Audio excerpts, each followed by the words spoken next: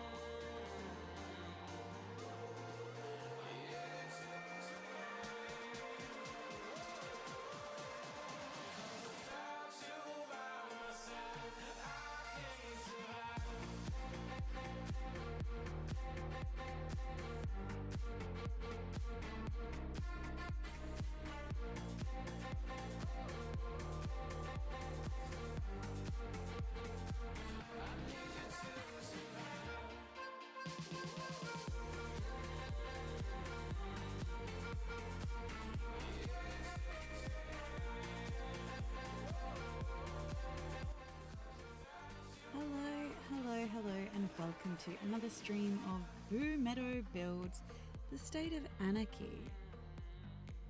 This is for my custom homebrew game that will be starting to be streamed on in February. So if you haven't seen any of this build before, basically I just sit here and world build, map build, basically for my game, because it makes me sit in one place and do it. So welcome to everybody, especially, you know, on the day that it is. So yeah, so settle in. If you have any questions, don't hesitate to ask, because yeah, I just enjoy talking about D&D and things like this. Hi Edwin, how are you? Yeah, so we have finished making the world for Feyawyr, which is the Feywilds of my world, and Feyawyr, which is the material plane, and recently we finished up Nethreg, which is the hells of my game. So yes, we have been very busy, and so now that we've done all of that, we have basically moved on to, oh, I love it when things don't load straight away. There we go.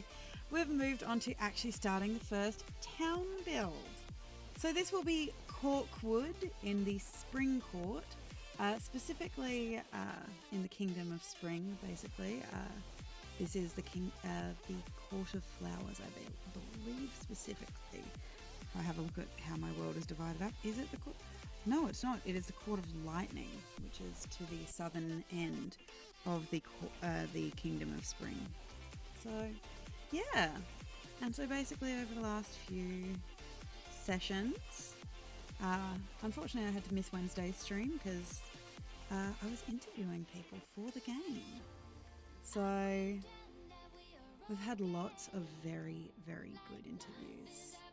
But for the existing players I have and who have come from previous games and things like this, we're pretty close to making a decision. We think we know who we're going to reach out to, and so those people are going to find out next week. So I'm very, very excited. So I feel that'll end up being a nice Christmas present for some. So yeah, basically I just jumped straight in, and so we had finished off the coastline here. As you can see, it's all blended into like a beachy wave kind of situation. We've started putting in some of this rock cobblestone, I guess. Cobblestone, that's what it is. It's cobblestone. Putting in this cobblestone, and yeah, just as you can see, I've been working on putting in the roads as well.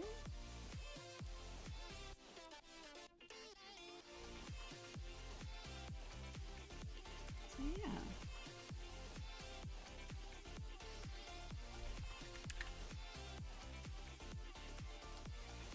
As for the existing players that I have,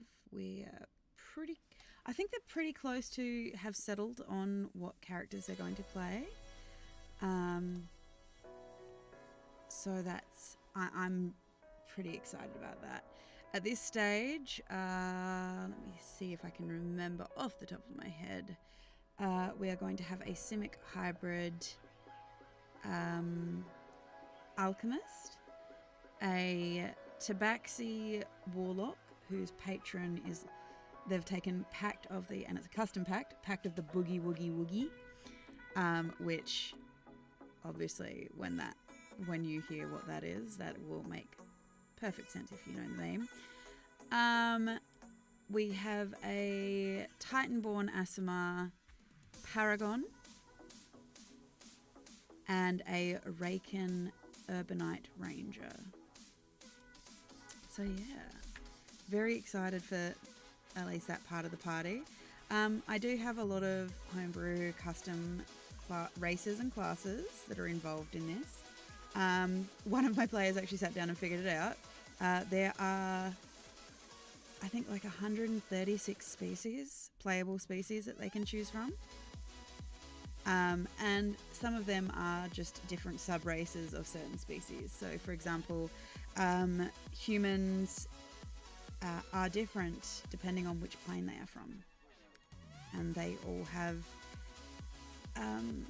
different attributes, different stats, ability score modifiers, that kind of thing, depending on where they're from.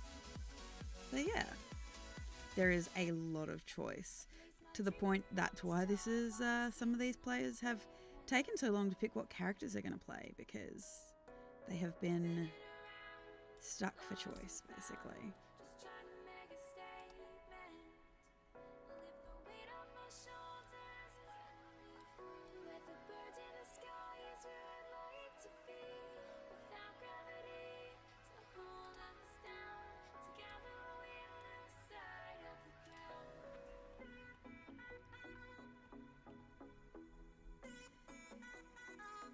The best part about the interview process that I've learned is I have realized that there is one scenario that perfectly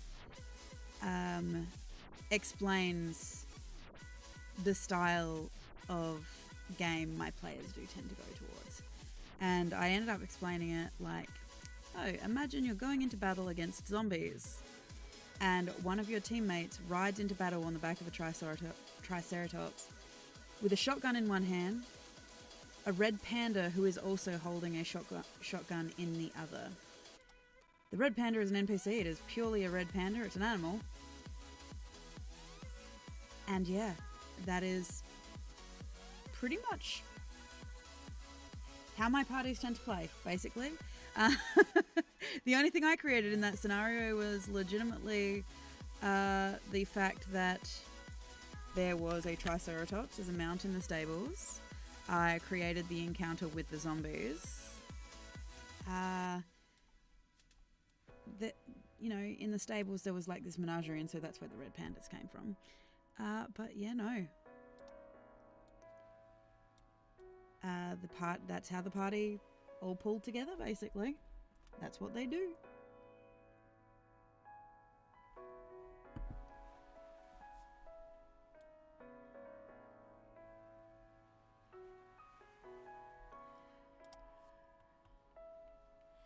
So to get these base maps, they are randomly generated. Yeah, exactly. I let them do what they want. The Triceratops was heading towards the battle anyway because he was chasing after his friend that he had made in the stables, which was a honey badger. Again, NPC, not player character. But you know, if the party wants to have a pet, the pet's going to have a personality.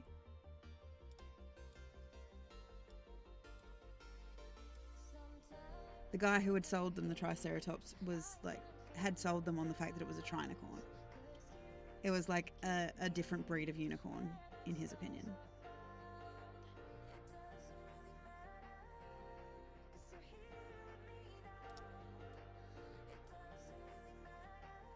But basically, yeah. My party is basically just induce sheer chaos. And I love it. I wouldn't have them any other way. It creates some of the most fun D&D.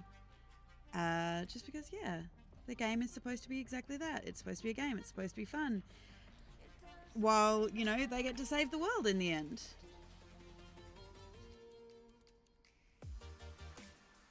And basically go through the journey of saving the world. I'm not going to say straight up being a hero because, yeah, my players don't have to be heroes if they don't want to. Saving the world could literally mean destroy it. Who knows?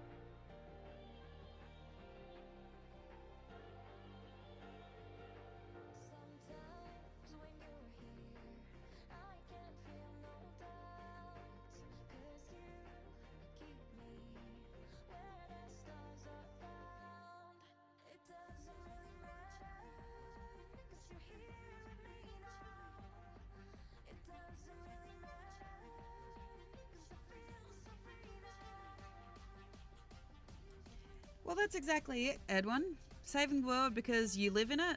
That's pretty much it. Like, I have actually said to a player before, we've had a discussion, and he's like, I don't want to be a hero. Like, why do I want to save the world? And I said, I don't know, because your character lives in it. It's where they keep their stuff. Or legitimately they're a good person and, you know, they don't want everyone around them to die. There are lots of reasons you can save the world. It doesn't all have to be self-righteous and noble. I mean, there is also the Guardians of the Galaxy principle. They save the world because somebody's got to, and, well, we're already here, so it may as well be us.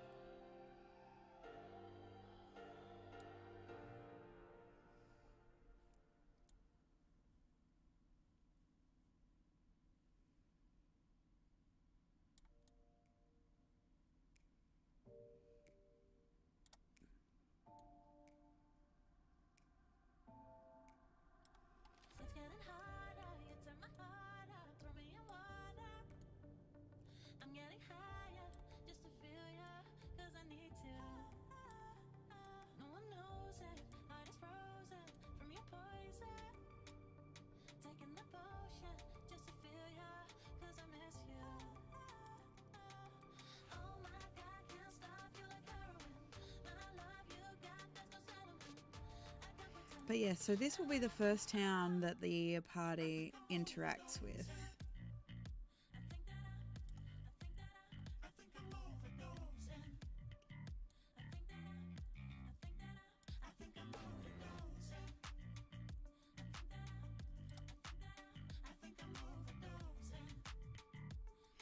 Yeah, that's exactly, Edwin. That is another very good reason.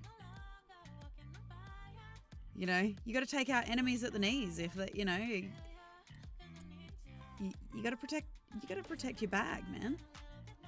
And if you're the one that's determined to become the evil overlord, well, you got to get to it before somebody else does.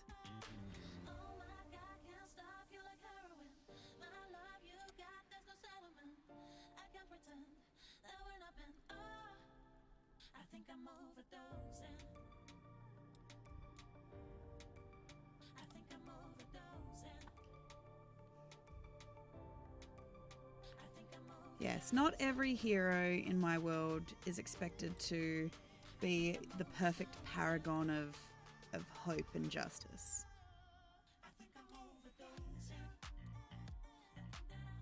I mean, they can be.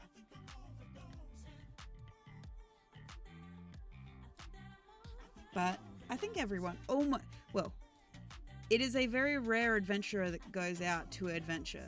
Usually, adventurers aren't happy with their lot in life. They're either bored or they're chasing vengeance. Unfortunately, adventurers have a hard kind of situation in life where something compels them to leave their home from finding contentment in, you know, the simple life around them.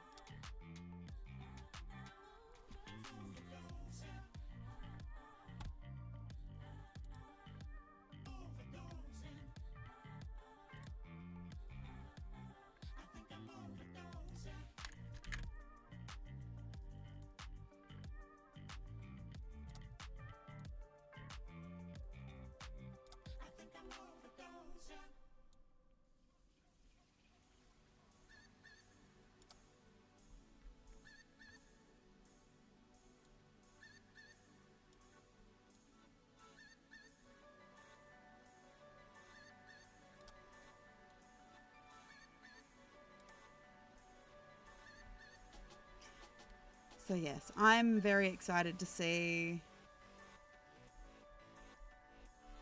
exactly what the players are going to bring to the world. Because it's always fun getting new player characters, so...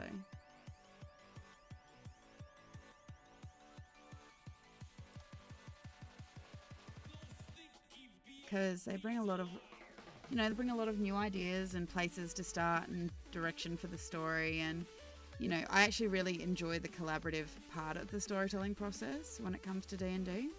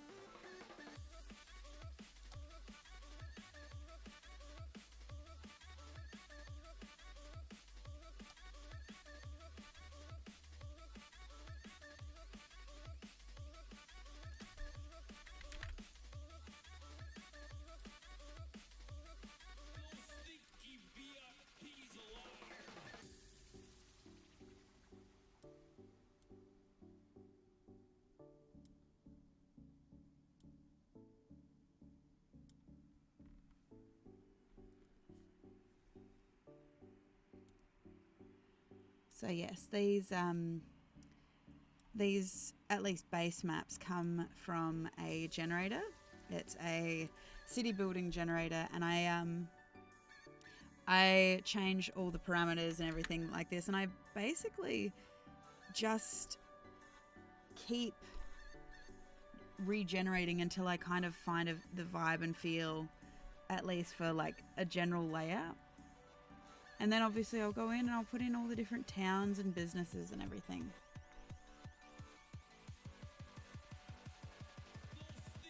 For each place.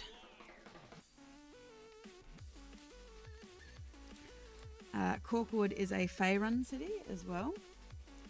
So it has always kind of been a Fey city, even before the material plane refugees kind of emigrated.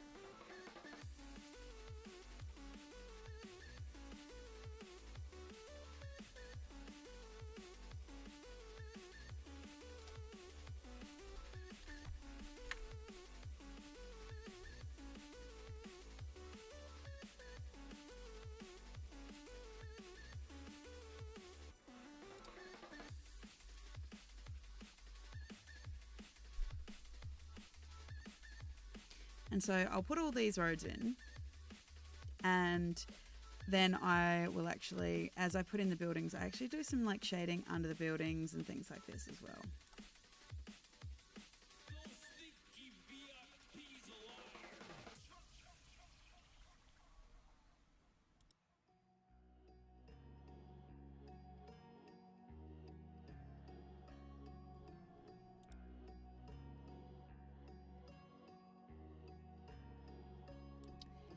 Hi, Zegent. How are you?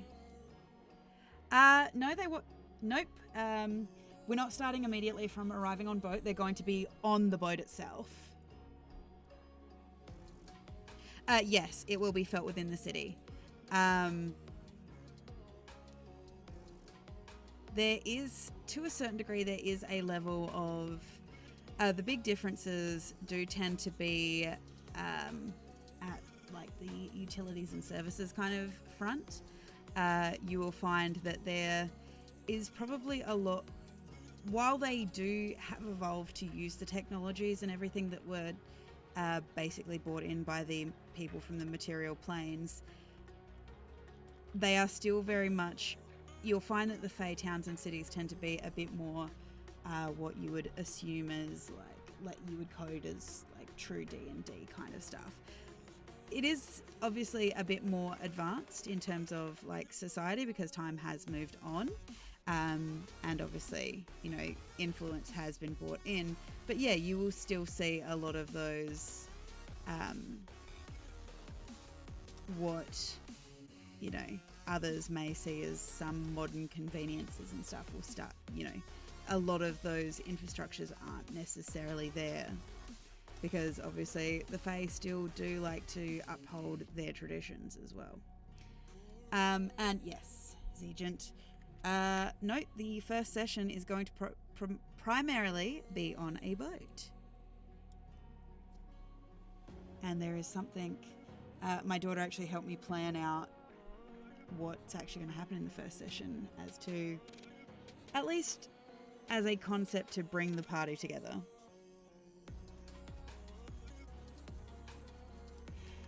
All of the players are going to be teamed up into pairs.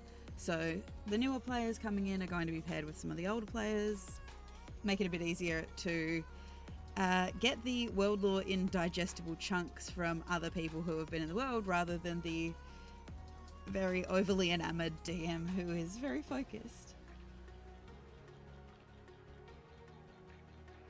Yeah, you'll definitely be able to see where stuff has been added on. So you'll start to see a lot more of the, like for example, the things that you would put as you'll see a lot more of the kind of like tree buildings and tree houses and the things that people atypically code as like Fey dwellings. It does code as very elven and things like that. I have a plan, Zujin. I have a plan. Hopefully it's...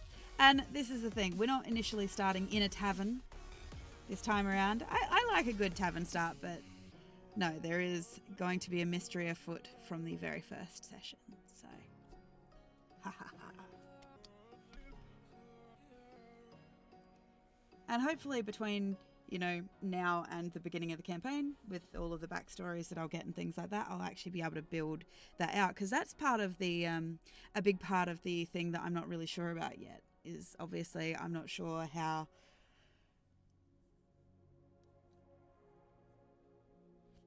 Excuse me, I am yawning quite a lot. I'm actually thinking I'm just going to excuse myself. Yeah, it can be nice not to start in a tavern. I was actually just going to quickly make myself a coffee. Otherwise, I don't think I'm going to make midnight. So just excuse me a minute. I should still be able to see the chat, but I'll be right back. Would you like me to leave it on a world map, or I'll be right back screen, or just leave it on the building map? Which would you prefer?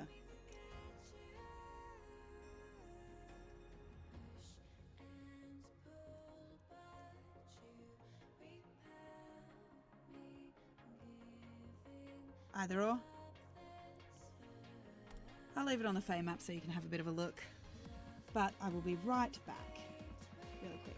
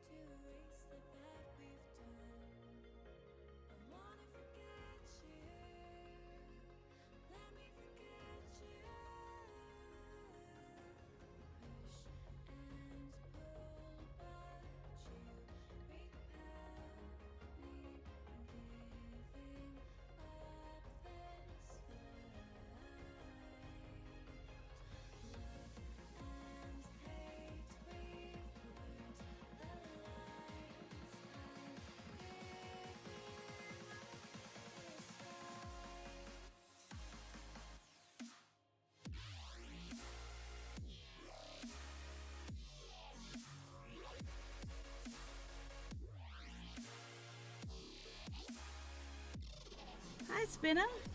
How are you? I'm just quickly making a coffee, so otherwise I'm not going to make midnight. But it is wonderful to have you here.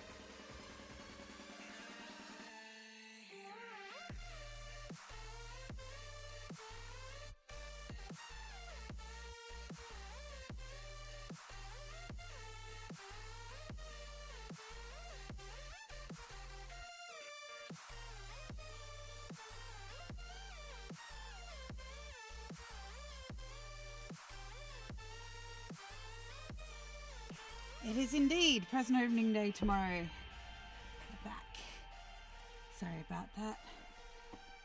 Unfortunately, I needed the caffeine.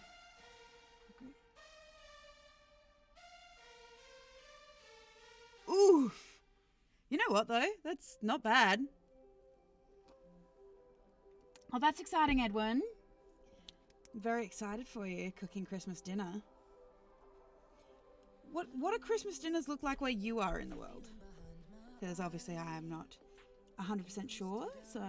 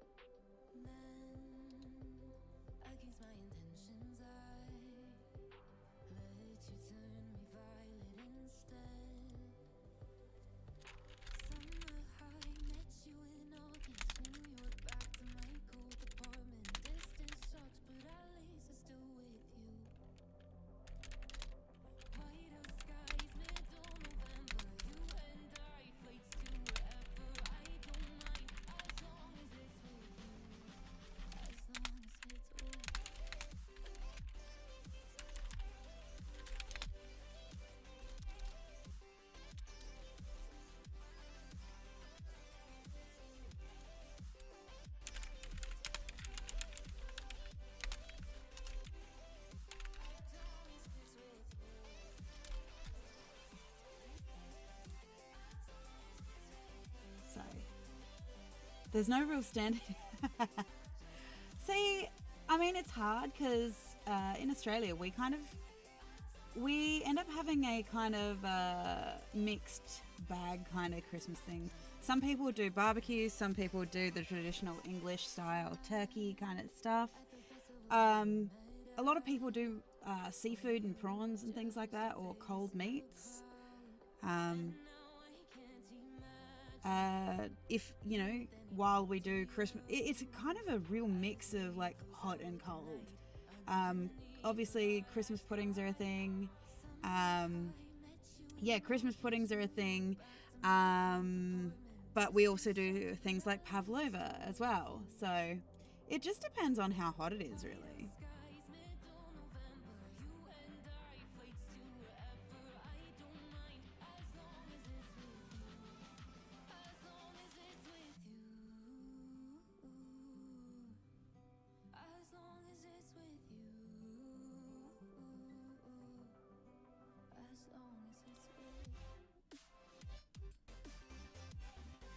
Okay, so where was I before I got distracted by the coffee? See, that's nice. Offering to make it, and you know, that's what it's all about. Like, actually, you know, sharing the day with people, you know, that matter to you. And, you know, doing nice things for the people who matter to you. So...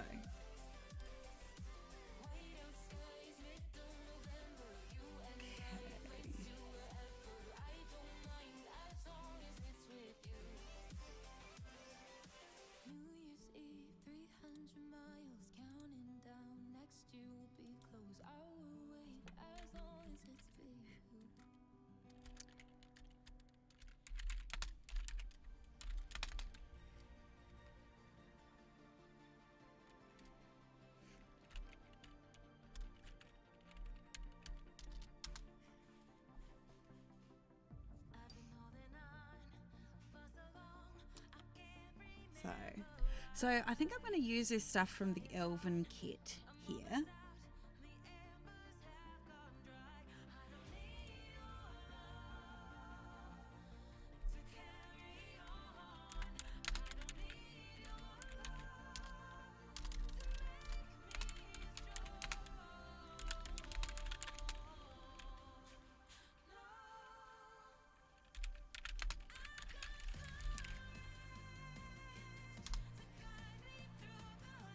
So if we're looking, so we've got towers here. Do we have like a square tower? Or do it? Yes, we have a square tower. So the question is, the city wall towers, should we look at square or round? Vine walls, slim walls, high walls. I really like the vine walls, which makes kind of sense for spring as well.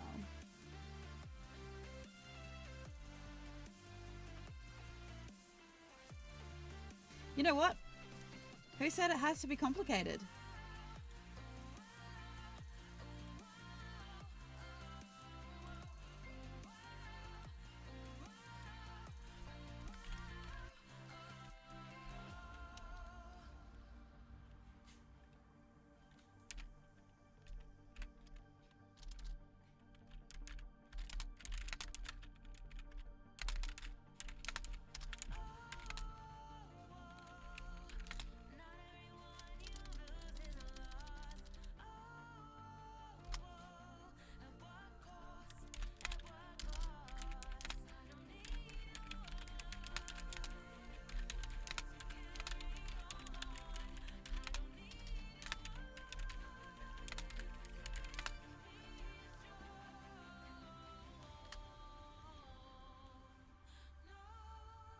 So, square or round?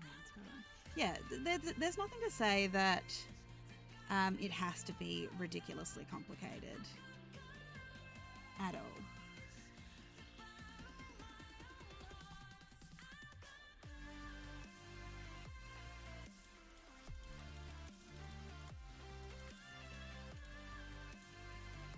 How big should I make these towers?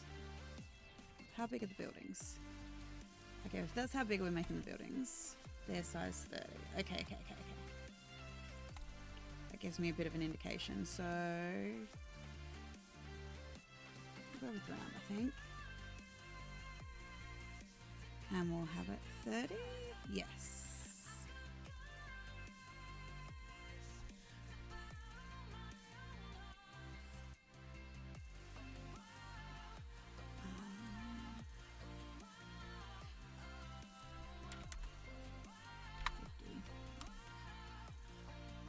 Well, that's exactly it. There's nothing wrong with a good, like, roasted potato. And sometimes, although on TikTok I have been seeing a lot of really, really good potato recipes.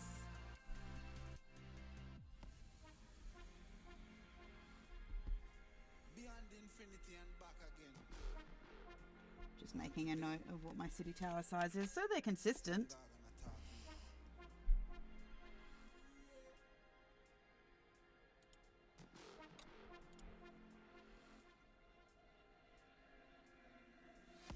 Oh, I like both of these.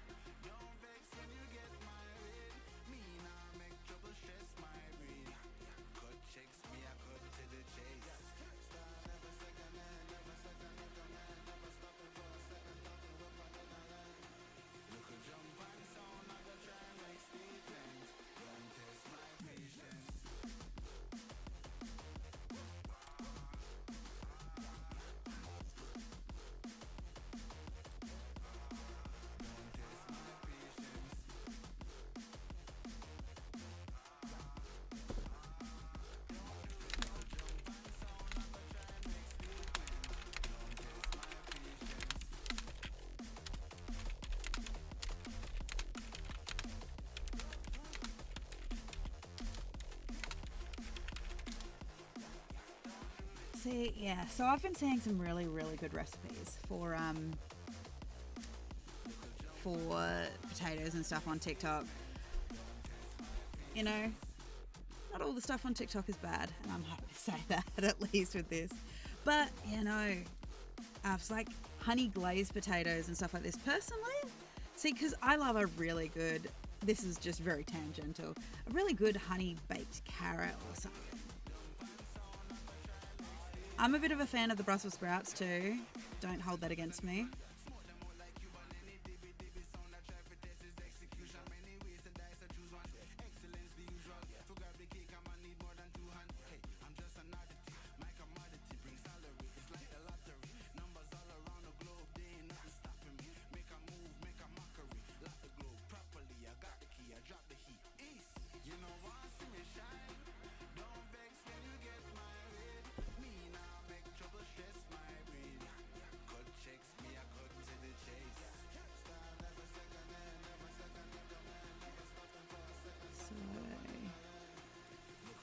Put these gates in.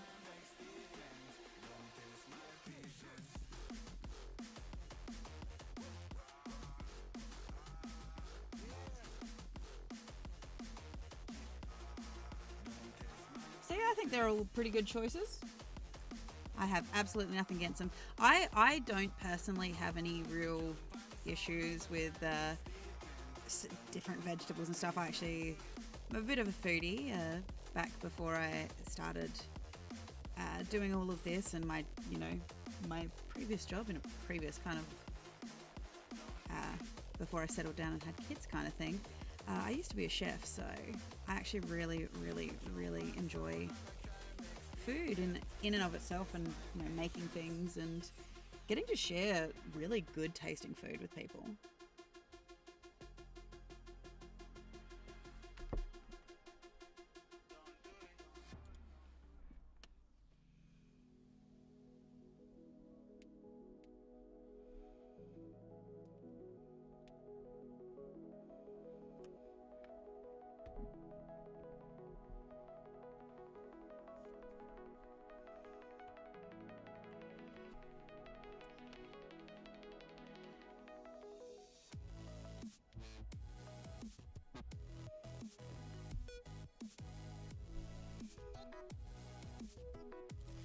Come in here. I think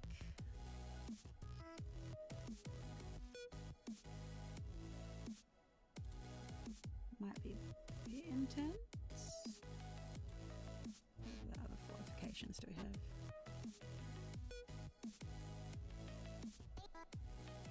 Highgate. That's what I want. In here.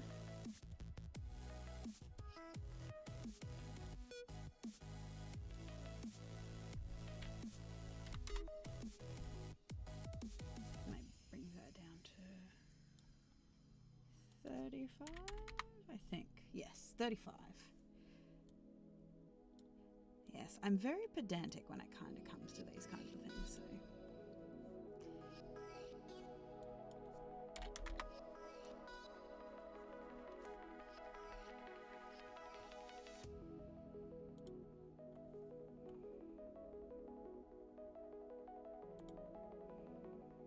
Now I have figured out that I'm going to divide this town up into various districts as well.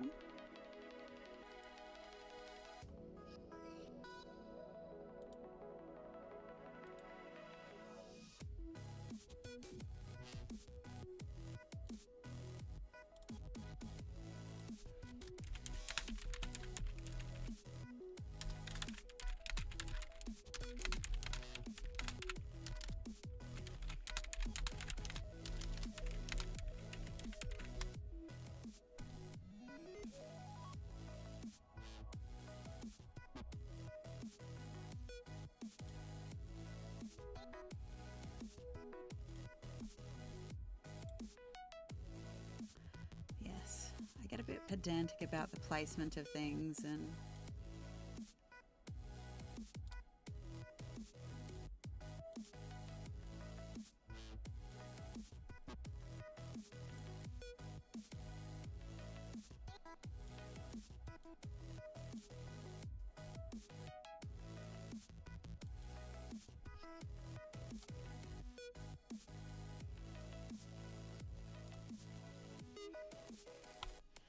now the question is, do I do high walls? What do these walls actually look like? Oh, see, that looks cool though. Maybe for the internal walls, like around the castle, as opposed to the actual. Oh, no, it's not.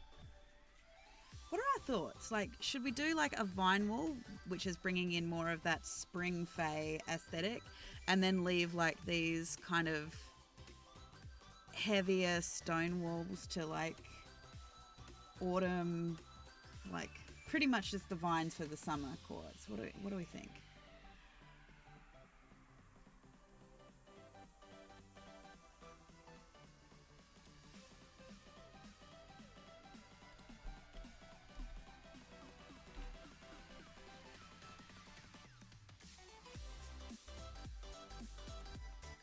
Either way, it's going down a layer, so it'll lay under all of this.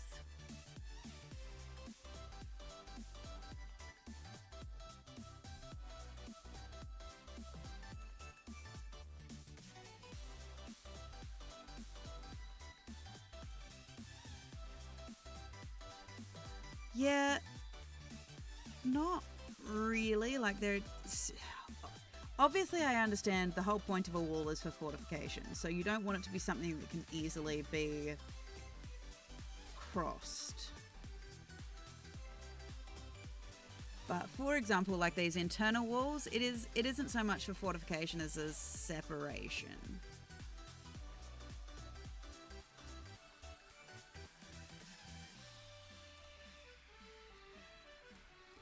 Maybe I'll keep it to just that. Like the internal walls can be like these.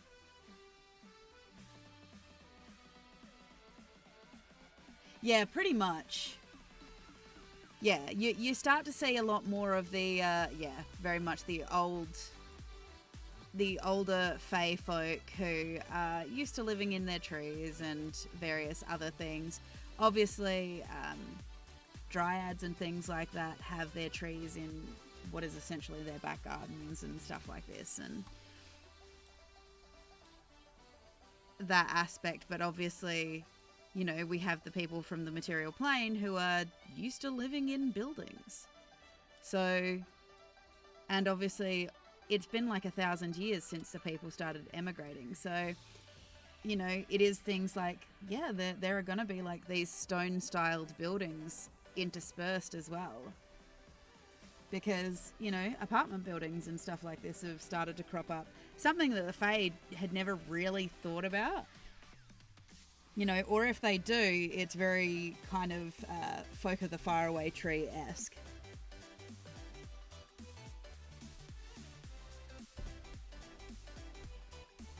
But yes, you did make a point, Edwin, that this probably should be a decent outward fortification.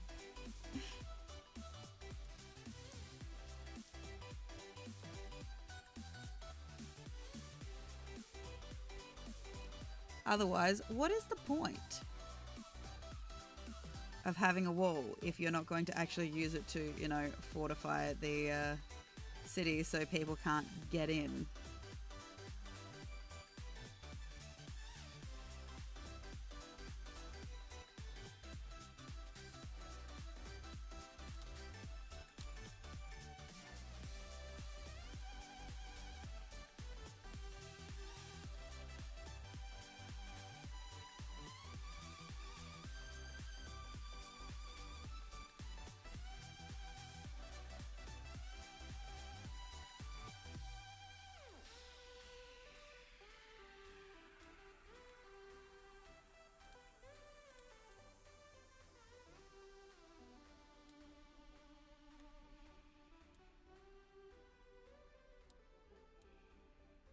This is where you start to watch me get really particular about where things are placed.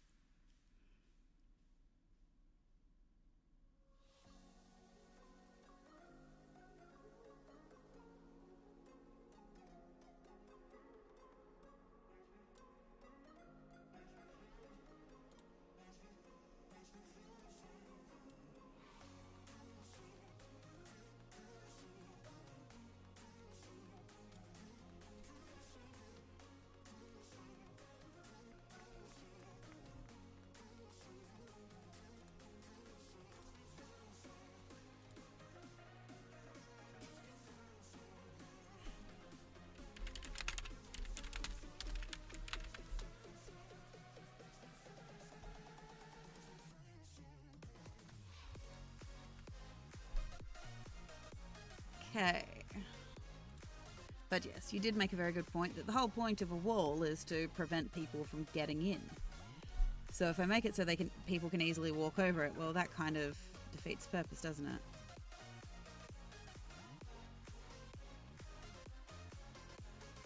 A lot of the Fae end up being mischief makers, at least within my, like, the way that I run my Fae. Even like the darker Fae that people would, you know, deem as like darker Fae, yada yada yada, they're not really evil. I've always equated the dark Fae, or at least the darkness within my world, to be more allied with emotion, and so therefore, because of that, the dark Fae have become masters of their emotion. if they are showing you emotion, that is a deliberate choice on their behalf that you're getting to see under the mask. To stop the rabbits. Exactly. Why? You know, Evil One. That's why they built the Great Wall of China. To stop the rabbits. Lots of rabbits in China. If you know, you know. That quote, because it's not a me quote, that is a quote that has come from my fair country. So if you know, you know. Write in the comments, in the chat, if you know what that quote is.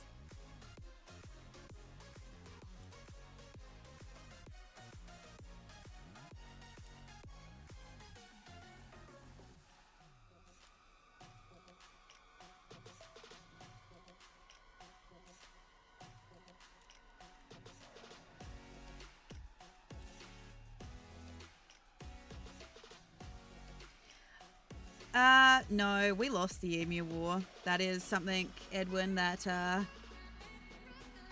we are still very sore about. We did lose the Emu War.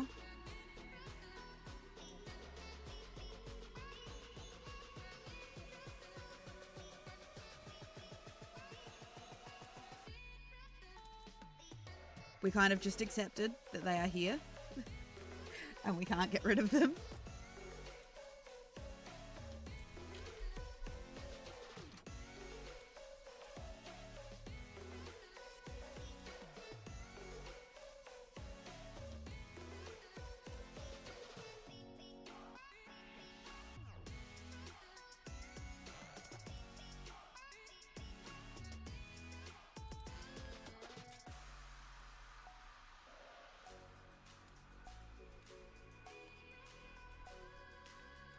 Yeah, and this is exactly why I didn't put the emus in as a playable Aarakocra subrace, but I did put in the cassowary. Like, the cassowary is the closest thing Australia has, one of the close things that Australia still has to a living dinosaur.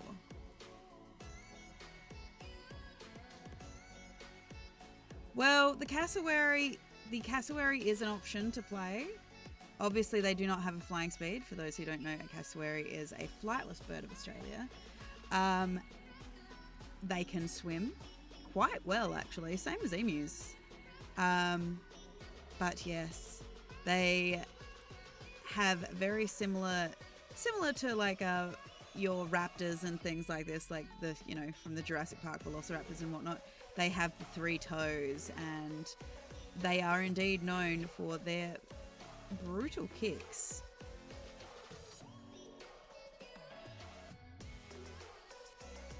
All birds are dinosaurs. Yeah.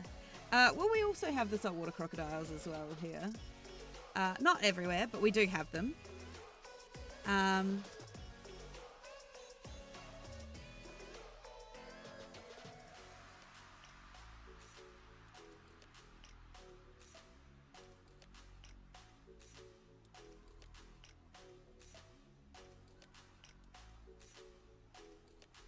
So yes, we do have them, and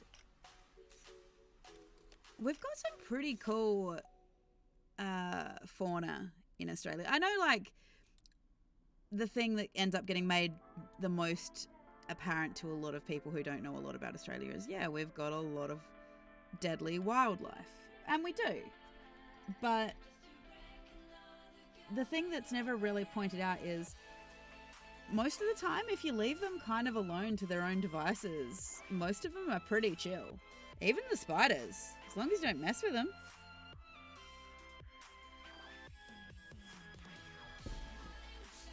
I mean, I think there's like the occasional aggressive snake that it will actually like attempt to attack you, but for the most part of being in Australia is you're kind of taught to how to react to snakes, how to, all that kind of stuff. And incidentally, one of the most dangerous animals we have, one of deemed most cuddliest. One of our most dangerous animals in Australia is actually, in fact, the wombat. They cause more road accidents than anything else on the road.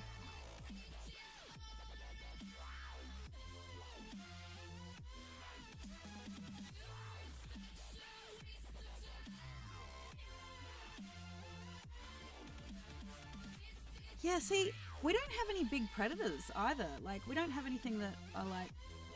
Yeah, dingoes... We have dingoes, but they're not... I don't think that they kind of end up... Like, they're still a styled wild dog, but they're not... They're not really like wolves, per se. I would assume that they have some similar behaviours, though, because obviously they are still both part of the Canis genus.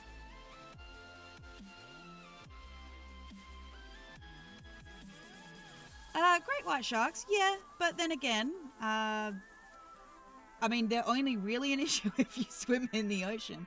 But even then, the great white shark attacks are not actually that common. You're actually more likely to hear about tiger sharks or bull sharks instead. And even then, they're not really aggressive. A lot of the time it's because they're curious and their eyesight is terrible. I do know that especially around the Western Australian coastlines, the great white sharks that kind of hang out there, they actually go spend time around the coasts of South Africa as well. They've done studies basically tracking them. And yeah, they spend some of their off-season, I guess, around South Africa. So, yeah, which is kind of cool.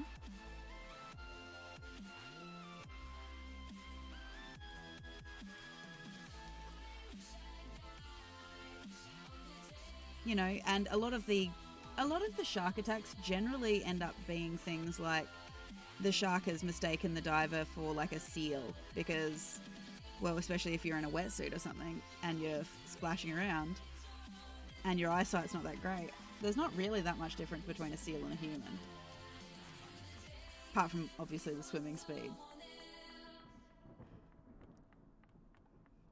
We've got lots of sea lions. Sea lions. They have magnificent moustaches.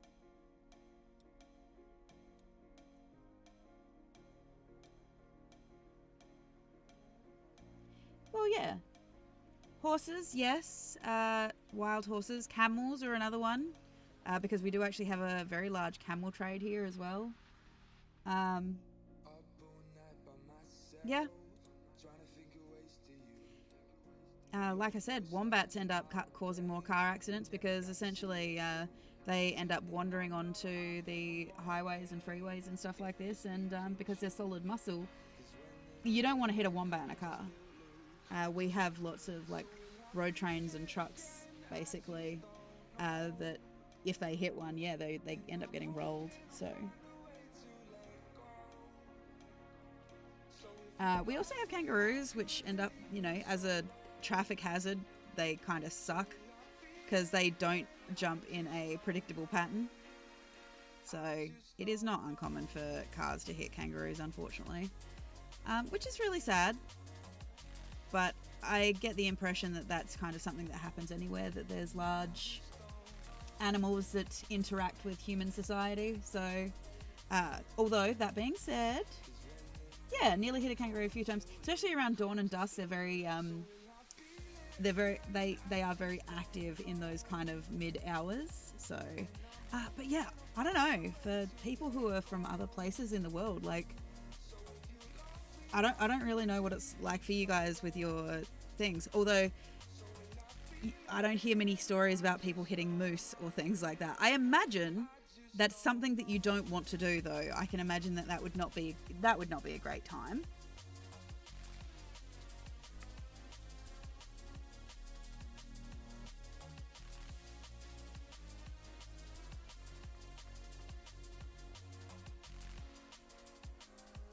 See, pretty much all of our biggest pests have been introduced to Australia, really.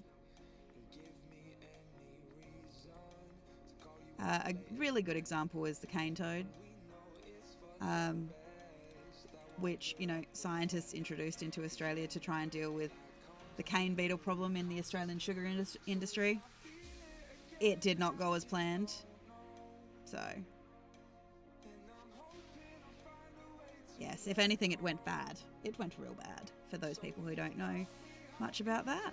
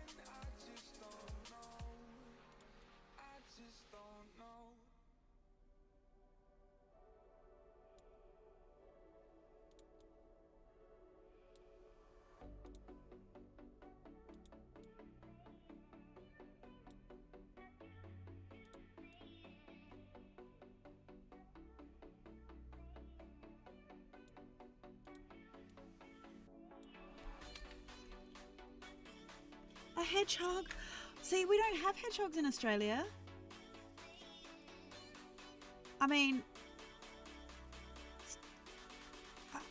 I don't even know what that would be like, but I imagine hedgehogs don't have much resistance. But see, yeah, there are some animals we don't have in Australia, obviously, like hedgehogs are a thing. You can't have a hamster as a pet in Australia. We have enough rodent problems, so we really don't want to encourage that. But yeah, a lot of those, because I know that in like the UK and stuff, there are some people who have hedgehogs as pets as well. Which I don't know if that's an encouraged thing, like if that's a normal thing or... That is true, we do have echidna, Evil One. Also, hello, welcome. This is the thing though, would you put echidna and hedgehogs into like the same category? I mean, they've got the same kind of... Well, we know that they... Sorry, I was about to make a really bad joke about them travelling together because we know that they do. Because of Sonic the Hedgehog and Knuckles the Echidna.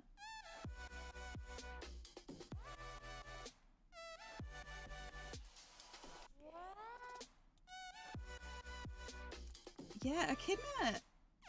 In terms of what I know about how echidna behave, they're kind of that same kind of just really shy animal mentality, I guess.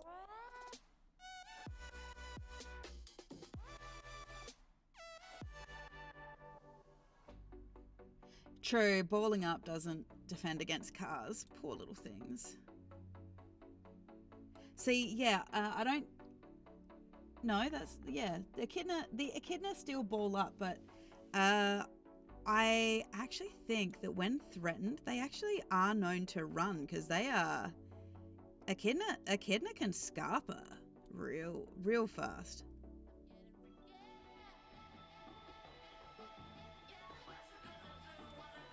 I suppose in that kind of front, you know, they are an ant-eater.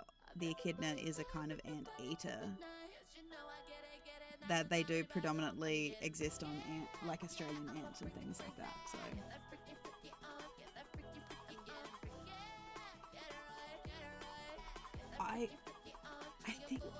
I think the one thing I do know about echidna is they do like things like your snails and slugs and things like that.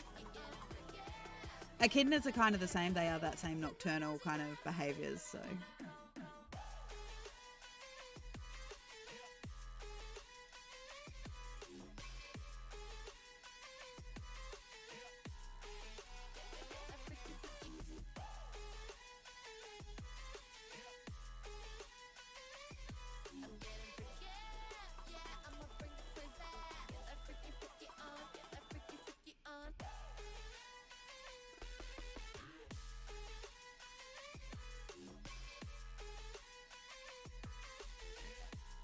Suppose that's a question. Sonic or Knuckles? Who's your favourite? Or someone else entirely from the series? Knuckles? Okay, if one, why Knuckles? What's the argument for Knuckles is... Because tell me here... Yeah, you tell me here. Why should I support Knuckles over Sonic? Apart from the fact that I know that in the most recent movies, the cursed movies, he was voiced by Idris Elba. Yeah, it kind of came back with the movies the movie that's just recently come out. Like it got a new generation of kids, which I do like. The question is for the diehards with that though is that a good thing or a bad thing that it's still creating but at the same time, you know, it's not the same as well. See, I know there's a Shadow Sonic, I think.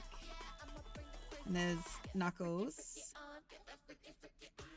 And I don't know all of their names, but I also know that there's like the pink hedgehog, who's like Sonic's girlfriend, and then there's Tails as well. But I'm not like deeply versed in the Sonic lore.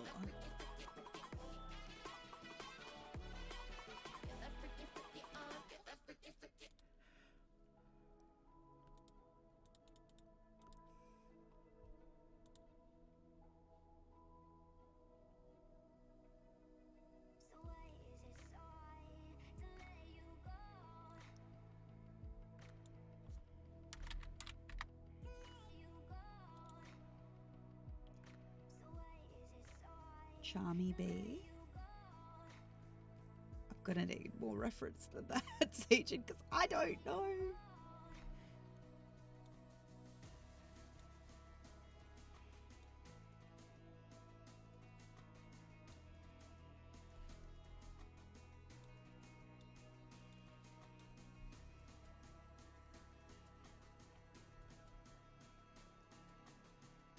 Oh, really?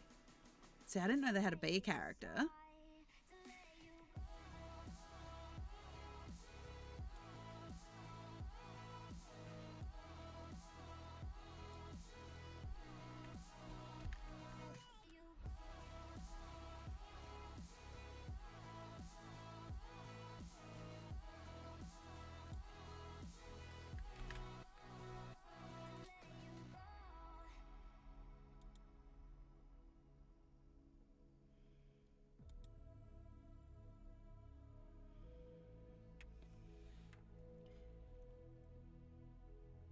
That's unfortunate that they're not well liked.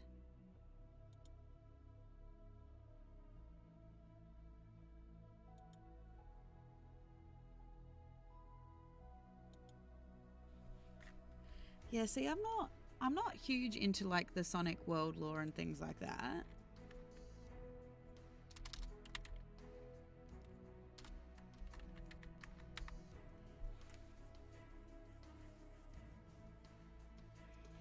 See, just from a character design perspective, I personally like Tails.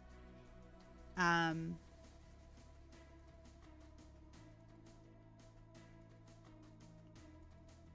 in terms of, I've learned everything I know through osmosis, just being near it. Yeah. See, some of the stuff that I've gotten into over the last few years is pretty much the same thing, just osmosis.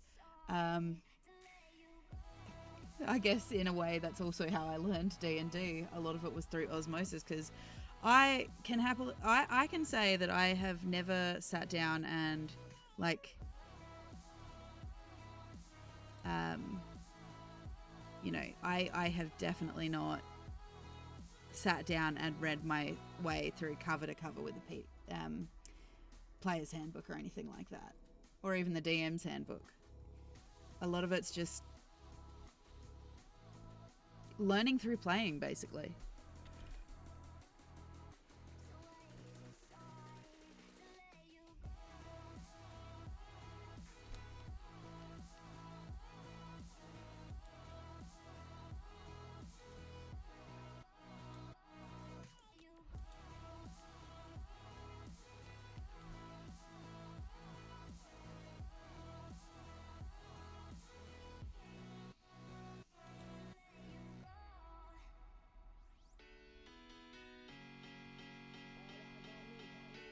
See, I find the books... See, that being said, I find the books helpful. Yeah, I find the books helpful, especially when it comes to building, like, the stories and the plot lines and things like this, because there are, obviously, a lot of really, really great ideas in it. The only time I tend to have an issue with the books is if, you know, I'm running what is, you know, my world, which, you know, anyone that's been around this kind of stream knows by now that I run I've created a very custom world. And so because of that, there are also custom rules that come with that, which means that some of my rules don't necessarily align with what's in Wizards of the Coast. And I think that's actually a really important thing, like when you're playing, you know, with DMs and different DMs and things like this, is that sometimes their rules, their world lore just is actually going to be different. You know, because, well, for example, because technologically the world that I'm creating is in a slightly more advanced state, you know, the big thing with that is it means that the technology is going to be different and things like this. And a huge part of that is I actually run as it's a lot of flavor texting stuff. I'm not changing anything on a mechanical basis, but yeah, pretty much. I think the D&D books that have been produced by Wizards of the Coast, I think they are lore books if you are playing in their settings. And I think that's the big key difference there.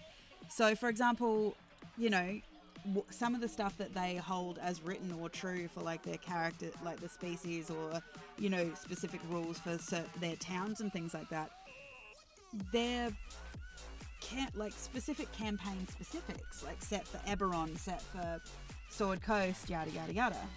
Whereas, you know, my world isn't those places. So, for example, I run Warforged different, very different to the way Wizards of the Coast have originally designed theirs, just because I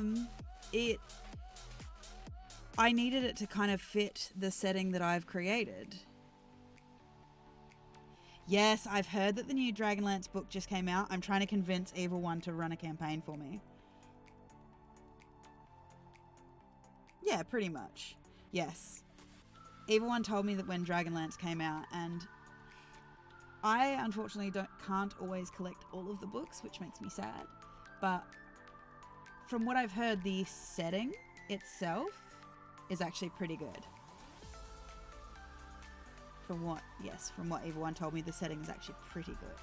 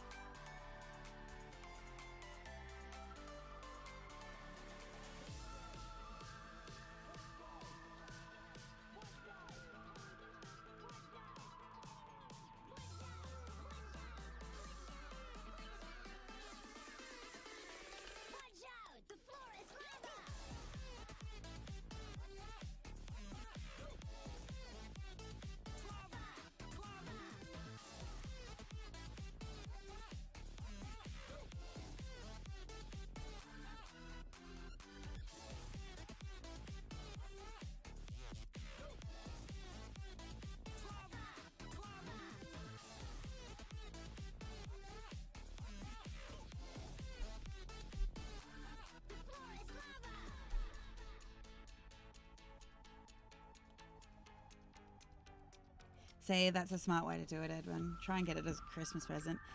I don't know what the cost of the books are like for you, but in Australia, oh boy, we're looking like $60 a book in Australia. So that, and I know that Warhammer's another one that, because of Australia's location, it is expensive.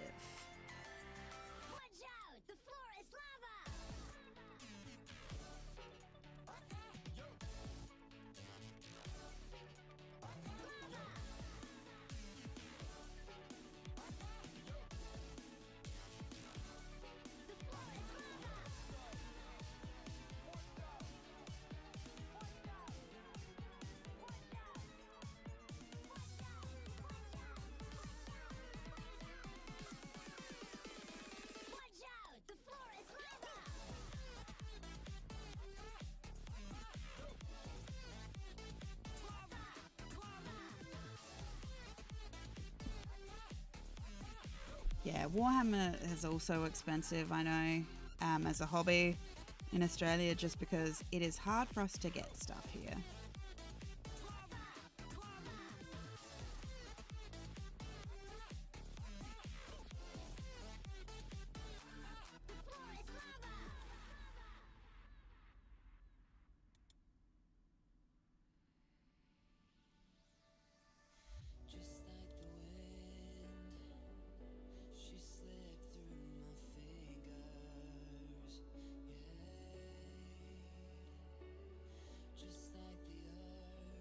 Okay, I can see already that I'm going to have to change some of these lines because it's not matching the one that I had originally sketched.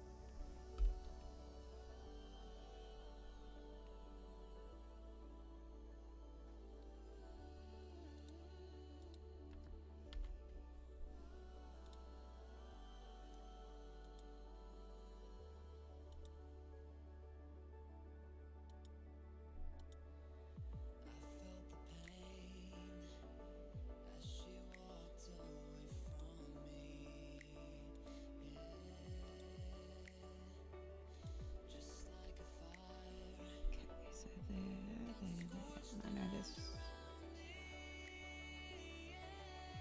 Okay, two more.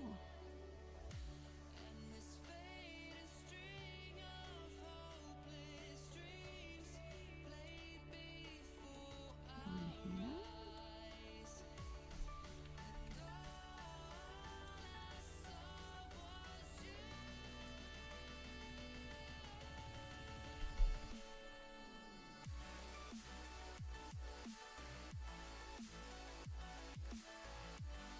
Comes from here.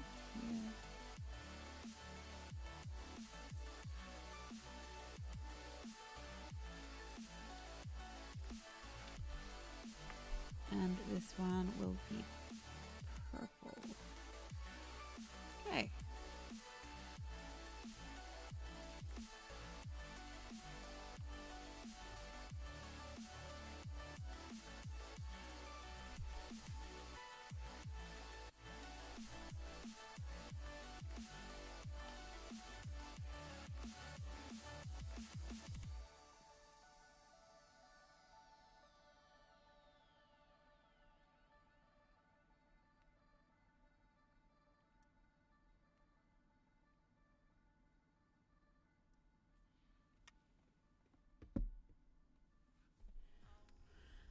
Okay.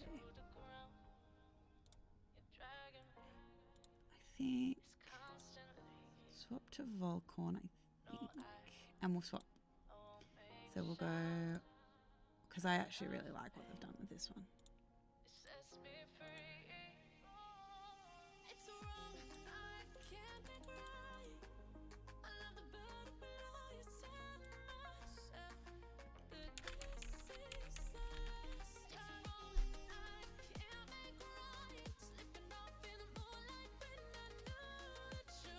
I want you to be on layer 5.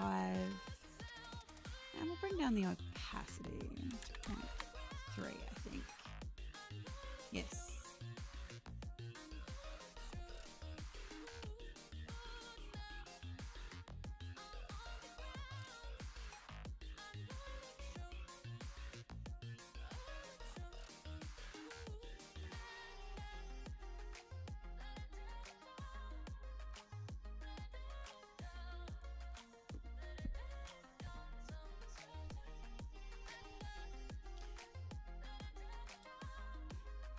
So, because this is not going to be grey bowl when it's done. So this one over here is... I'm shaking now, 'cause you say those things, then shut me out. Got no clue what you have found. I'm a rose in thorns, but you cut me down. It's wrong, I can't think right. I love the bird below you so much, but this is the last time. It's wrong, I can't make right. Slipping off in the moonlight when I knew the truth. I'll spread that to 3.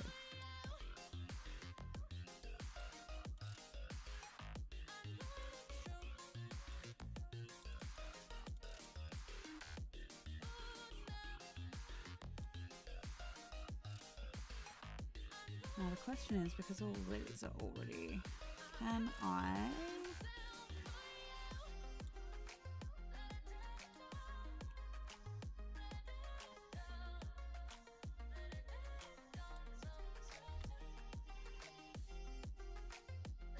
Not quite, because we've got the farms to put in still. However, I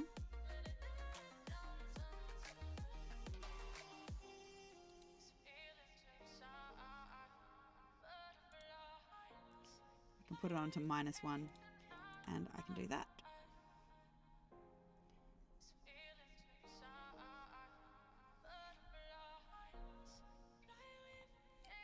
Yes, I've heard good things about the Dragonlance setting, the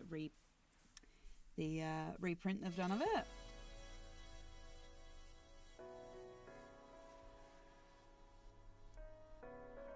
However, I've yet to see it myself. Yeah, and I know that some people did have a bit of... They were a little bit concerned that Wizards was going to go really soften it away from that.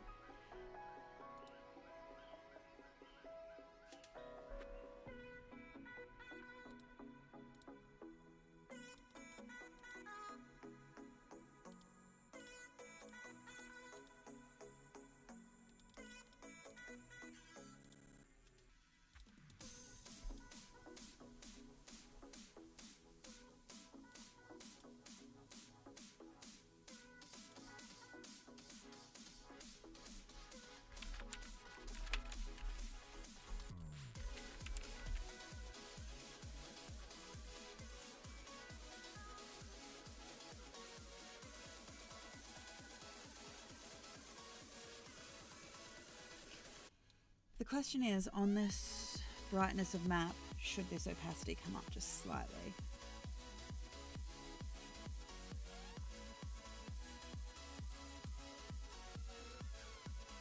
You know what? I'll bring it up to 0.5, I think.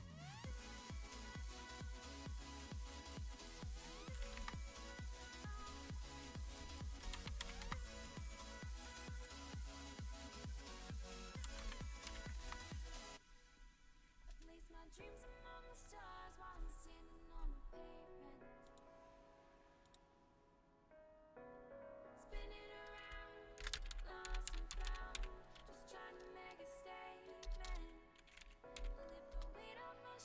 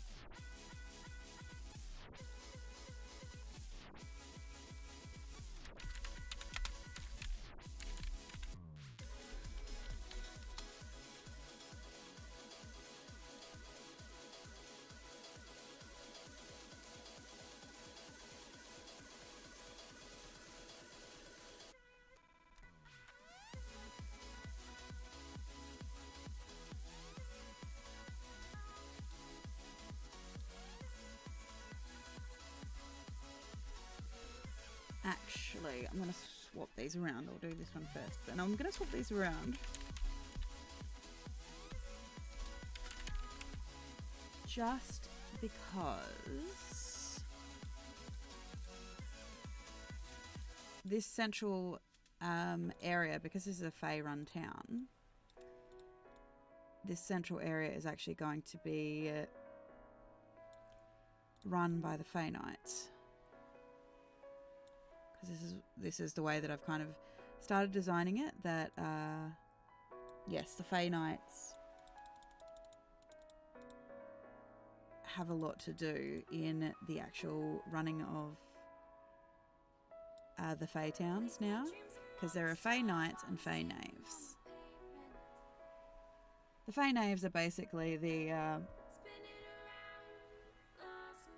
slightly darker forces that kind of rule over these places.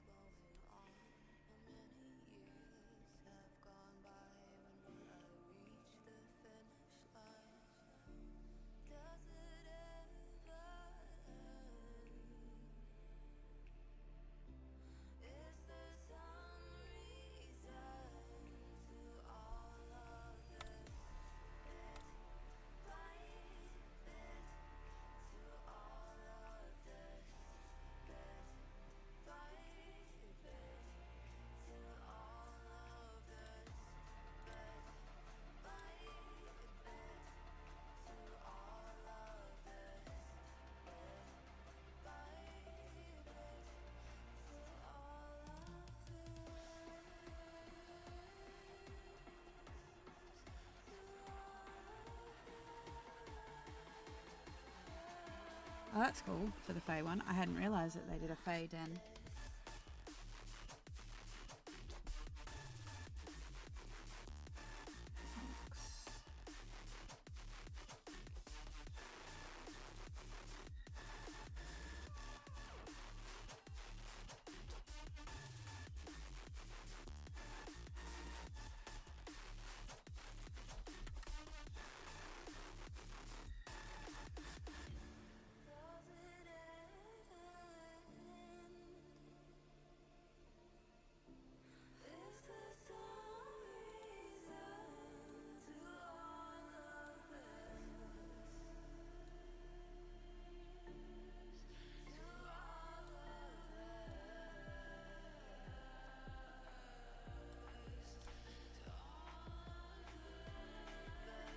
Shipyards.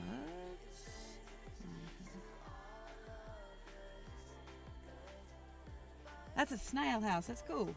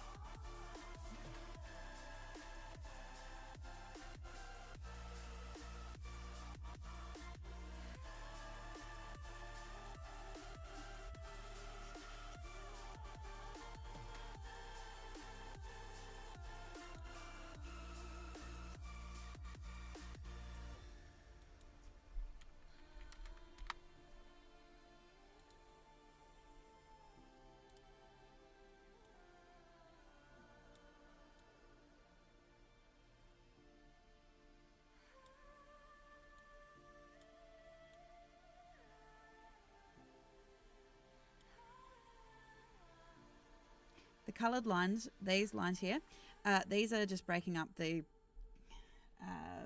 districts, basically.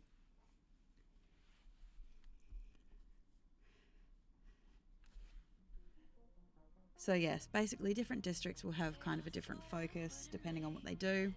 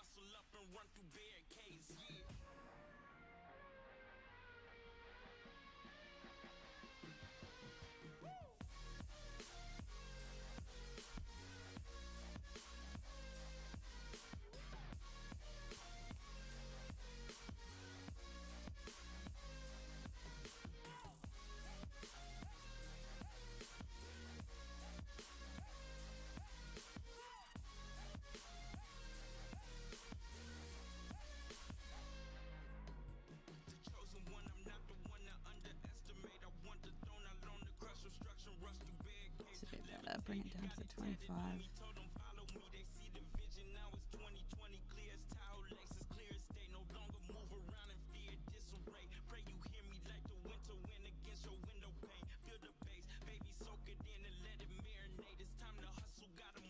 Okay, yes. These out.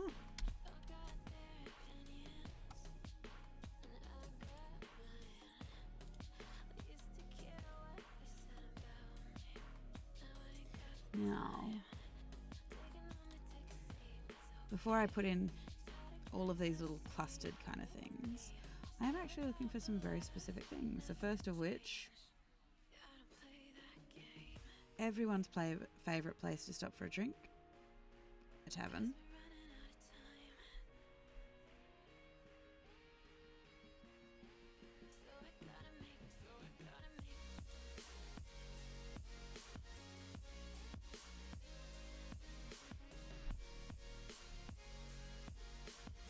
Okay, so yes, there is a tavern here.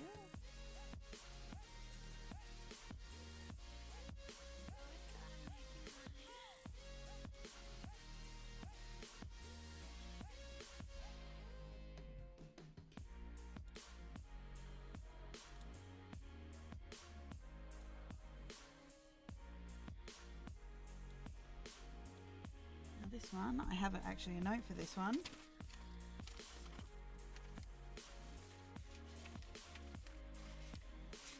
Just need to find my notes, this is a problem. Yep, there we go.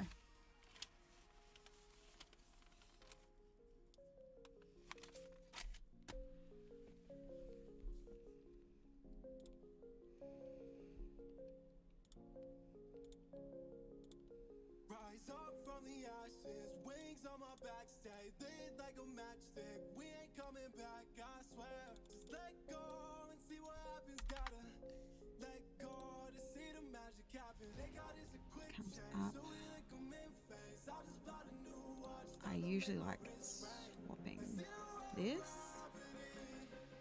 Keep celebrating me.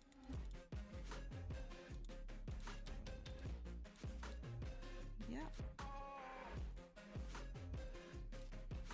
And might have to come smaller.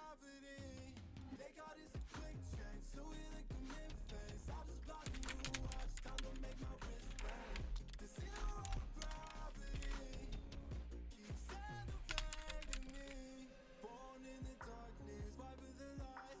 If this ever die, I'ma fight for my life. Keep fighting on, it's to keep fighting on. We keep moving up, you can't hold us up.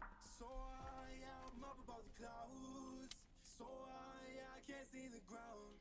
Which again, I will make another note. So no, I am coming down.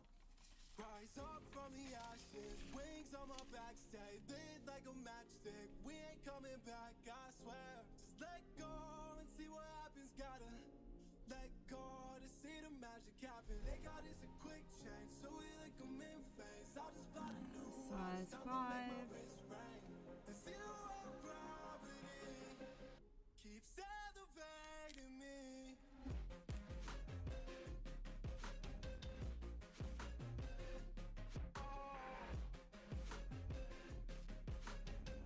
The zero gravity.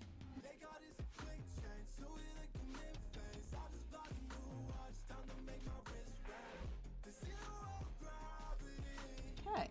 Keep celebrating. Grazing Bull Tavern. Thanks to Zegent for that one.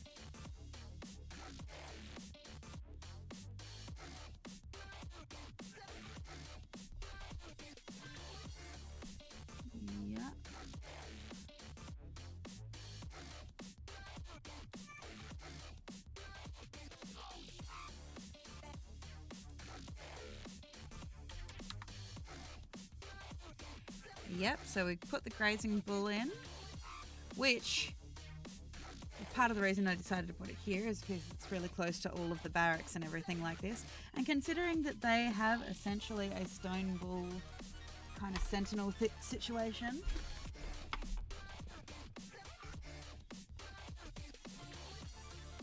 I think it's a really cool concept. So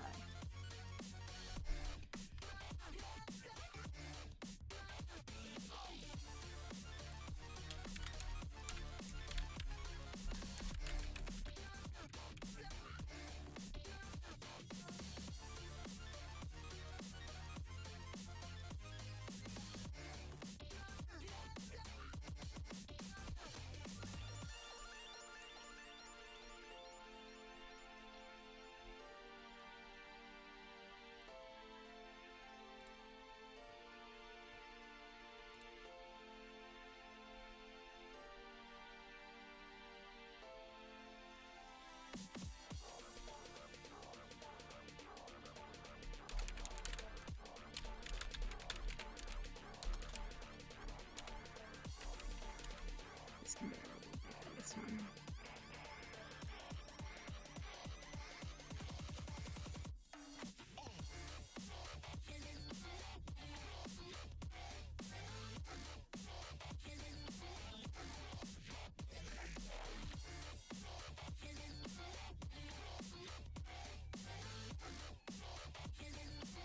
So all of this will change, obviously, in terms of clarity once I save it, obviously, at a higher resolution.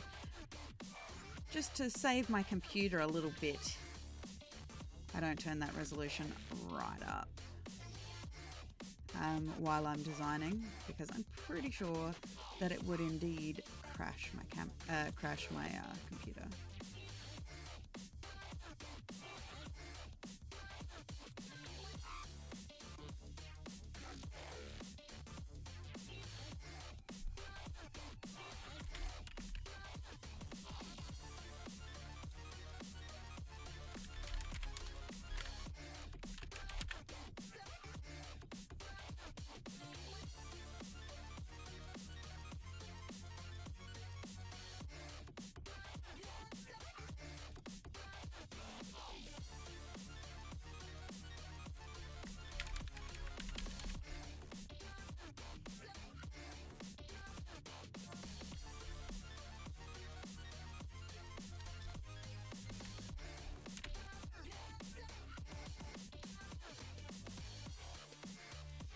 Get all the local places put in.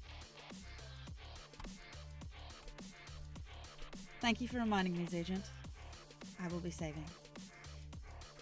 Especially since I don't have Tide Runner here to like aggressively tell me to save.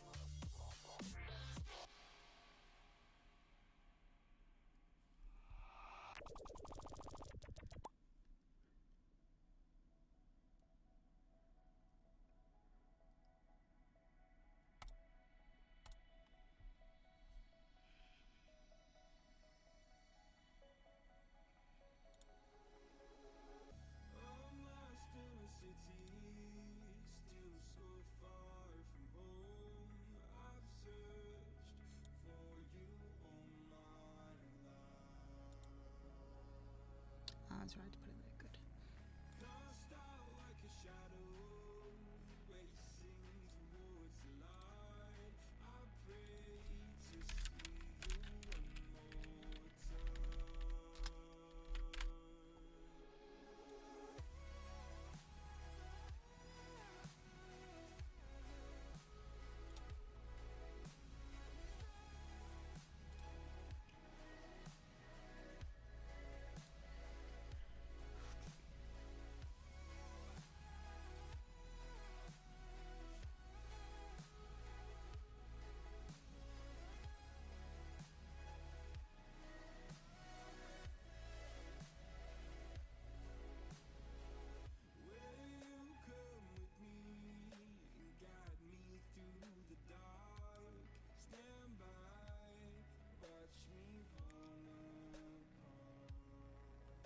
Okay, so I know that's there.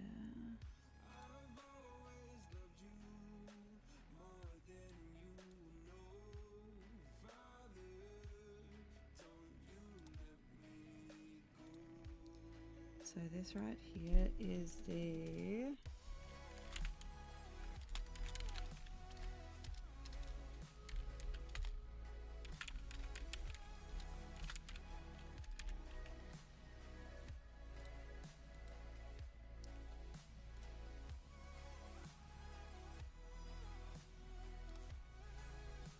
put this in.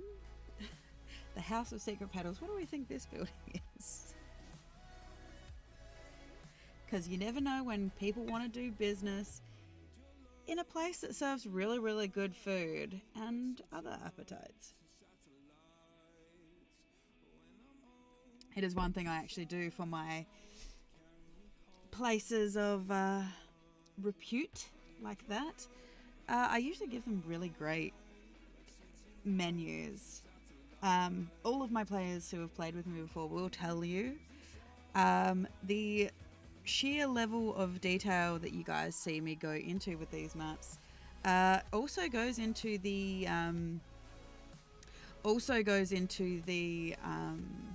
tavern menus. I really, really enjoy making really good tavern menus that make my players hungry.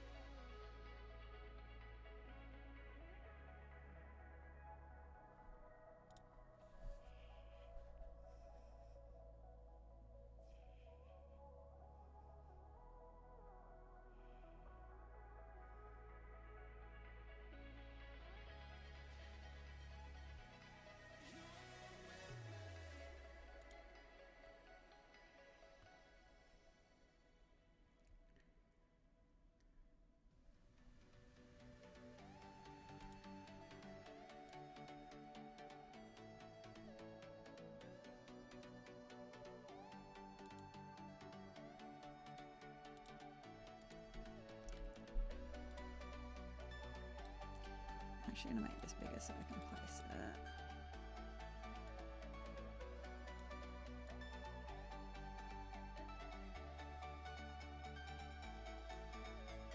I'm going to put this up a layer.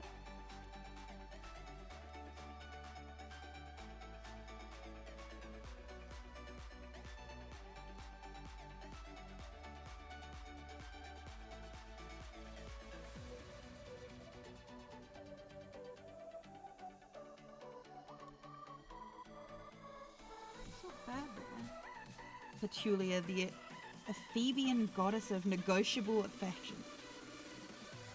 Yes. See, in my world, Edwin, we actually have... in my world, we actually have, thanks to the wonderful evil one, actually, the goddess of love in this world is a goddess of love and chaos. The only love she does not encompass is obviously negotiable affection, that kind of affection.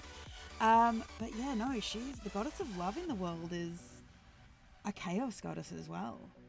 So, and that can present as anything from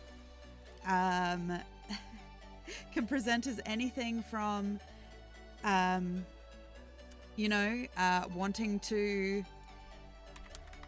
get a town to work together to actually celebrate a coming together of community by getting the koalas of the. It was a eucalyptus-based town, so the koalas make sense in that regard. But yeah, she got all the koalas drunk. They trashed the town, and everything,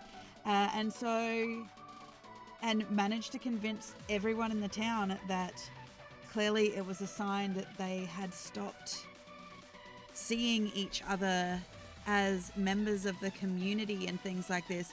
And so actually rolled very well on the checks and everything like this to essentially convince them that it was a sign for them to come together. And it became kind of a national holiday. They called it Gur Day. So they celebrate that. There was also the time that a gentleman had found her quite pretty and he tried to ask her on a date. And because she didn't really understand that kind of affection and things like this, she turned it into a game of citywide hide and seek. Yeah, it's great. It's a great time.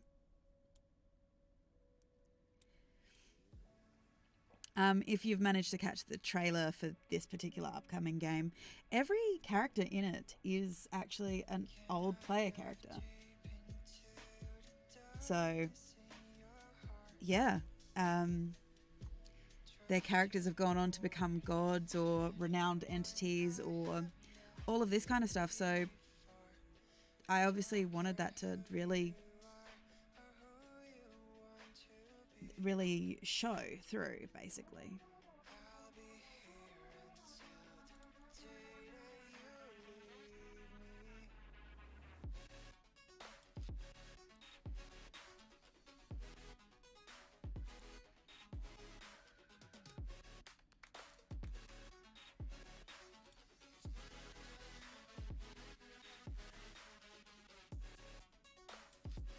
I think if I'm going to put the trees in, I might have to give them a lower opacity, just...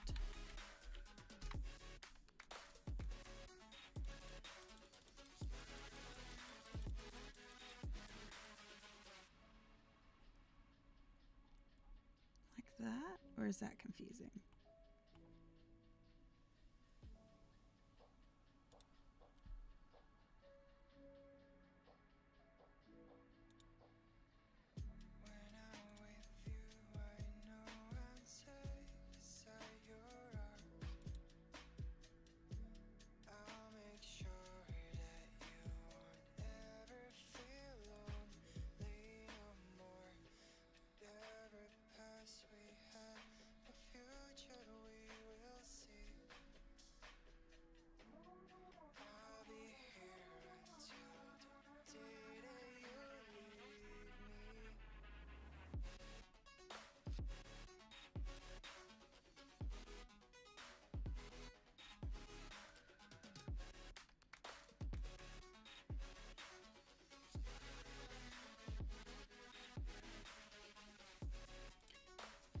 In retrospect now, looking and realizing about these trees,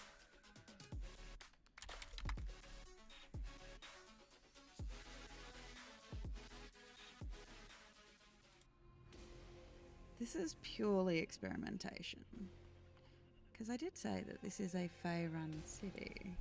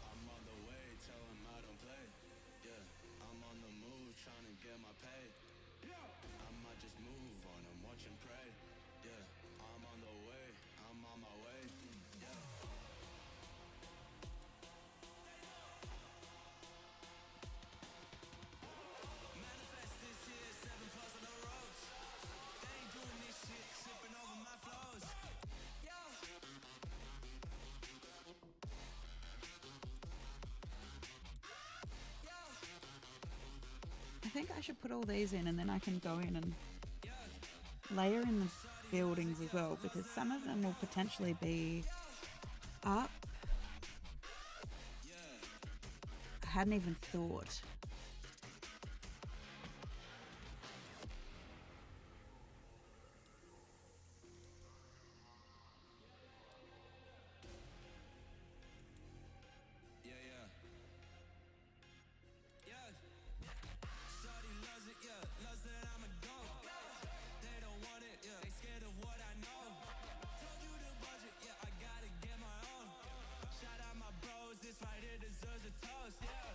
And it is the Feyawyr.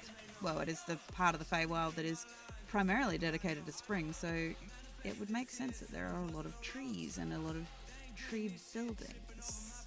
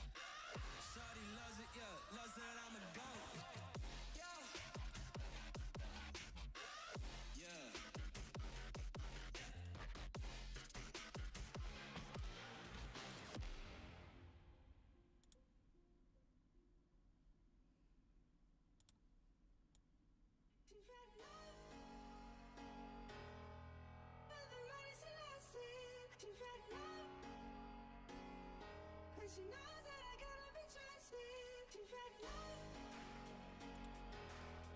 But the money's elastic. She fed love. And she knows that I gotta be trusted. She fed love.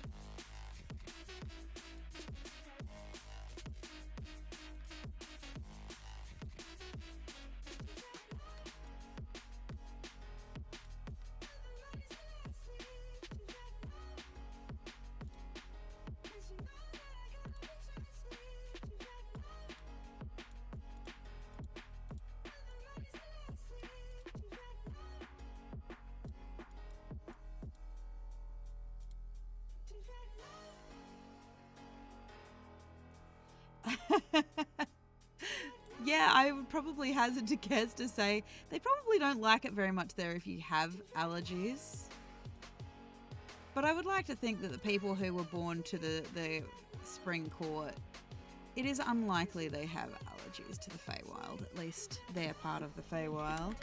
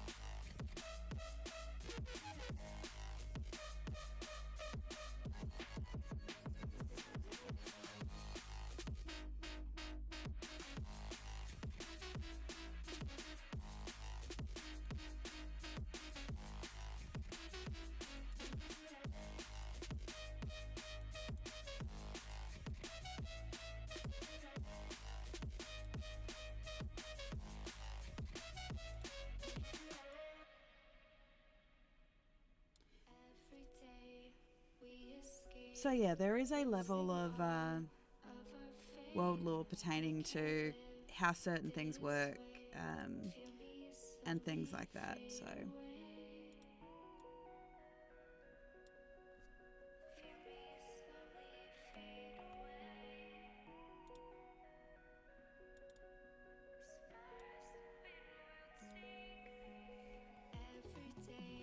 Okay.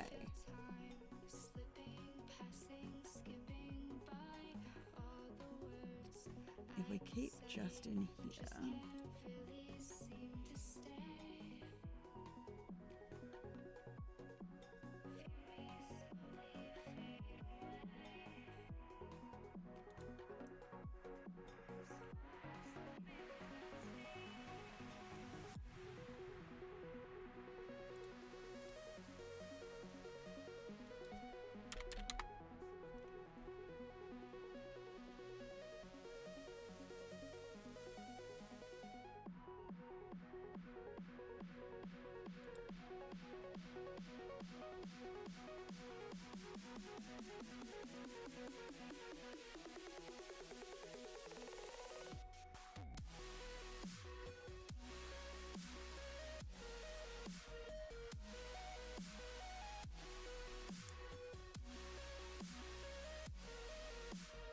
Oh, goodness.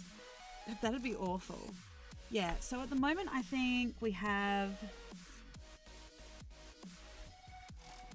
as I said earlier,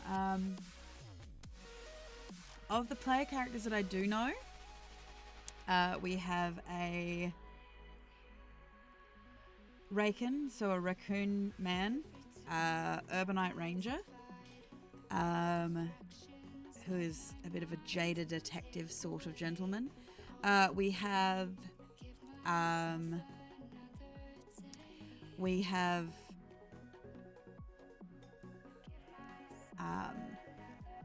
Simic hybrid alchemist. We have a Tabaxi, a hairless cat Tabaxi warlock, Pact of the Boogie Woogie Woogie, and a Titanborn Asimar Paragon. So yes.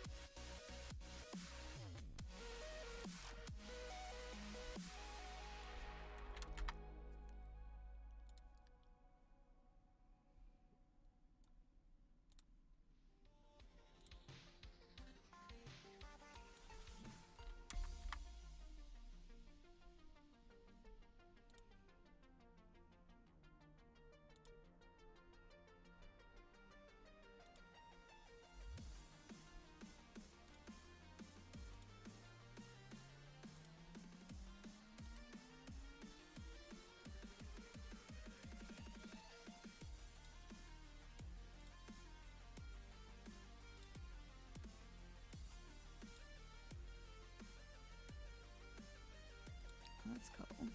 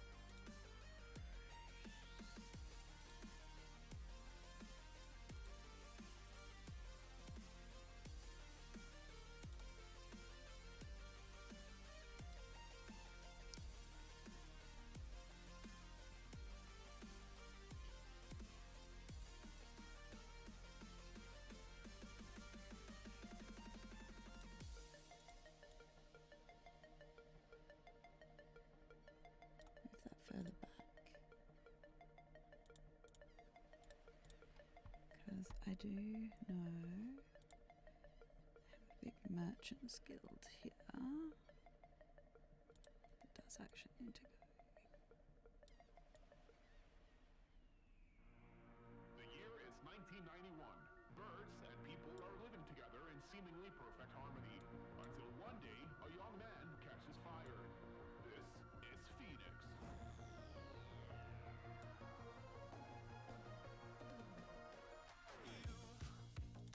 You've been knocked down and got up again. In a corner, you're surrounded, no defenders. You've hid your fury and kept it in. But it's time now, you ignite and turn to embers. Like a phoenix, you burst in a fire burn. A thirst and desire, you transform right up in a flash. You spread your wings to rise from the ashes. Phoenix, you burst in a fire burn. A thirst and desire, you transform right up in a flash. You spread your wings to rise from the ashes.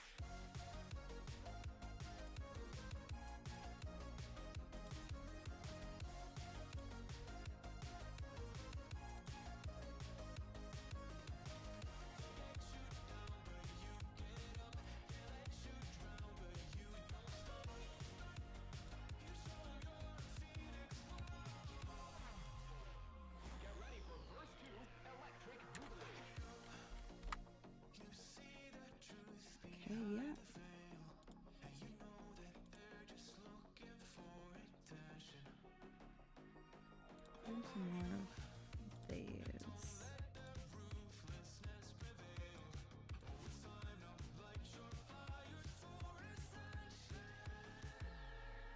Like a phoenix, you burst in a fire burn. A thirst and desire, you transform right up in a flash. You spread your wings to rise from the ashes. Phoenix, you burst in a fire burn. A thirst and desire, you transform right up in a flash. You spread your wings to rise from the ashes.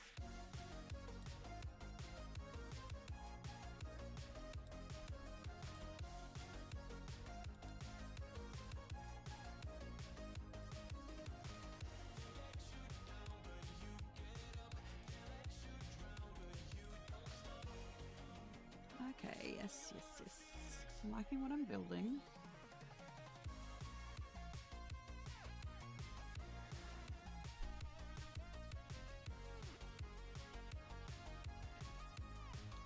Figuring out how all this works, basically.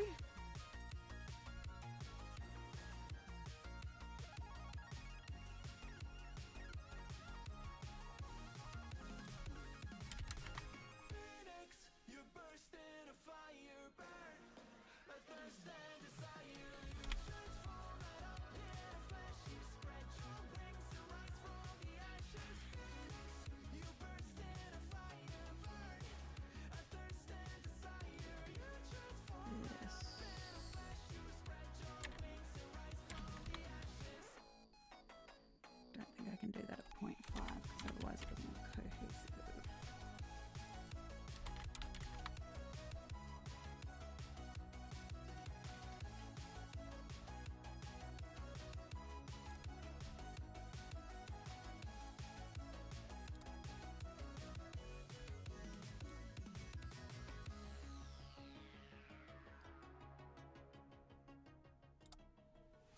All you left me was a radio. Okay, so that's an upper story. Bring that up to like 3. And it goes like, ooh, yeah, yeah. When I press play, all I hear is you. And it goes like, ooh, yeah, 25. when I press Bring play, that. all I hear is you. Oh, every single song tells me we're through. Yeah, but I can't turn it off 'cause it's the truth. Yeah, it's the truth. And it goes like